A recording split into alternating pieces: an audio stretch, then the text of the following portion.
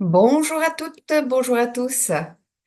Je vous propose aujourd'hui une petite présentation sur les amidons résistants. Si vous me suivez donc sur Facebook ou sur Instagram, vous verrez que je vous ai déjà fait un post là-dessus. N'hésitez pas à aller voir.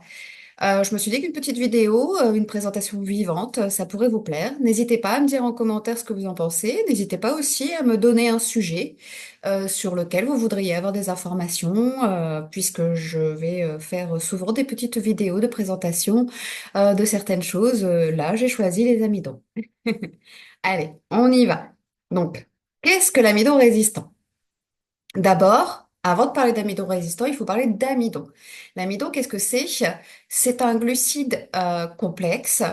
Alors, il est dit complexe parce qu'en fait, il fait partie de la famille, juste, il y a deux familles, hein. Il y a la famille, il y a des glucides simples et des glucides complexes. Et en fait, ce sont des glucides complexes car il y a plusieurs molécules de glucose dans l'amidon. Il y en a entre 600 et 1000, hein, d'ailleurs. Donc, quand je dis plusieurs, il y en a pas mal.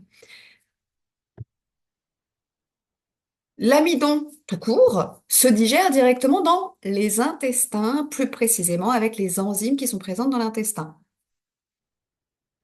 Et une fois que l'amidon est digéré, il va donner justement du glucose. Le glucose va aller directement dans votre sang et il va aller là où on en a besoin. Et si on n'a pas besoin, il y aura aussi stockage de ce glucose pour quand on en aura besoin. On peut donc avoir une problématique qu'on appelle de glycémie. Vous savez, quand on parle de pic de glycémie, c'est quand on a justement trop de glucose qui arrive dans le sang. Donc c'est au niveau quantité et rapidité. Et donc, pour pouvoir gérer ce pic de glycémie et donc ne plus avoir trop de glucose rapidement dans le sang, on va créer de l'amidon résistant. Fort. L'amidon résistant, où est-ce qu'il va être digéré d'abord? Il va être digéré dans le côlon et non plus dans l'intestin grêle. Et donc, ça va prendre plus de temps à être digéré, vu qu'il ne l'est pas dans l'intestin grêle. Donc, de ce fait, vu qu'on va gagner du temps, oui, avant d'avoir un pic de glycémie. Donc, comme on va avoir cette digestion qui va se faire directement dans le côlon ou dans le gros intestin, dans ces cas-là, effectivement, on va pouvoir gérer et ne plus avoir ce pic de glycémie qui va arriver trop vite dans le sang, puisque là, ça va être dilué au fur et à mesure. Et donc, comment on crée justement l'amidon résistant? On va prendre des pâtes, des pommes de terre, du riz, et on va les cuisiner. Alors, moi, souvent, je dis de cuisiner la veille au soir pour le lendemain. Les préconisations, c'est plutôt 24 heures. Personnellement, je n'arrive pas à faire 24 heures. Je cuisine de la veille et je mange dès le lendemain matin. Je fais une journée complète avec un seul et même glucide. Donc dans ces cas-là, je vais manger matin, midi et soir. Effectivement, le soir, j'aurai mes 24 heures. Mais on commence déjà à avoir de l'amidon résistant quand on cuisine la veille pour le lendemain matin.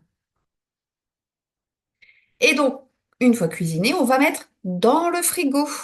Et c'est le fait justement de mettre à refroidir que cet amidon justement va devenir de l'amidon résistant. C'est le fait de chauffer et d'être refroidi qui va créer cette résistance.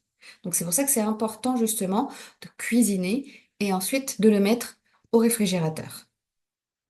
Et le lendemain matin ou le lendemain midi, pour ceux qui ne mangent pas de petit déjeuner salé, on va manger, ben, par exemple, si on prend la pomme de terre, on va la manger soit en salade, donc on ne va pas la réchauffer, on va la manger telle qu'elle en la sortant du réfrigérateur, ou alors on va peut-être réchauffer ces pommes de terre. Donc ça dépend aussi comment vous l'avez cuisiné la veille. Si vous avez fait une pomme de terre vapeur, bah, le lendemain vous pouvez faire pourquoi pas des pommes de terre rissolées. Si vous l'avez fait cuire au four, bah, vous pouvez remettre vite fait au four pour l'avoir.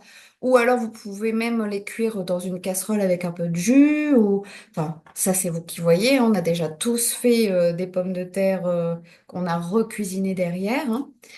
Et donc, ben là, dans ces cas-là, vous avez votre amidon résistant. Et vous pouvez faire la même chose avec le riz et les pâtes. Le riz, on peut en faire une salade de riz et on peut aussi le recuisiner, pourquoi pas avec une petite sauce.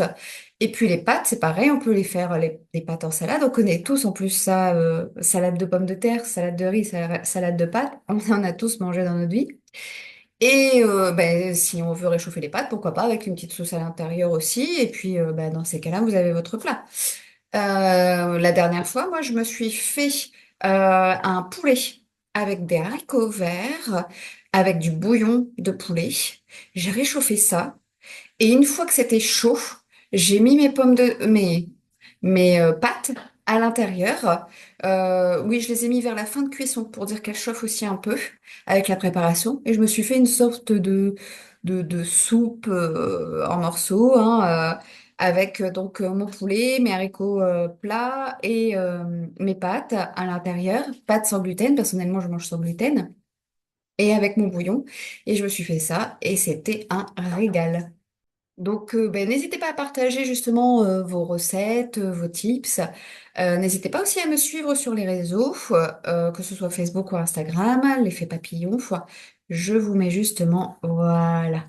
Je consulte donc en cabinet à Bavé, donc c'est entre Valenciennes et Maubeuge. Je vais aussi jusque Lille puisque je fais aussi des ateliers nutrition sur Lille.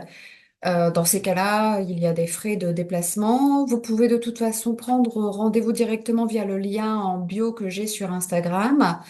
Vous l'avez aussi sur Facebook d'ailleurs. Et puis de toute façon, vous pouvez aussi me laisser un petit commentaire et me demander comment vous pouvez prendre rendez-vous. J'essaierai de mettre le lien d'ailleurs en bio si j'y arrive pour pouvoir faire une prise de rendez-vous. Donc, je fais des consultations en naturopathie, de la réflexologie plantaire, de l'énergétique chinoise. Donc, c'est du tuina, donc c'est du massage, de la ventouse. Et je fais aussi de la libération émotionnelle, de la gestion émotionnelle avec les fleurs de bac, avec une méthode que l'on appelle déclic. N'hésitez pas aussi à regarder un peu mon histoire justement sur les réseaux ou sur Perf Active. Là, j'y ai mis justement mon histoire pour apprendre à me connaître. Allez, passez une excellente journée et je vous dis à la prochaine. Bisous mes papillons.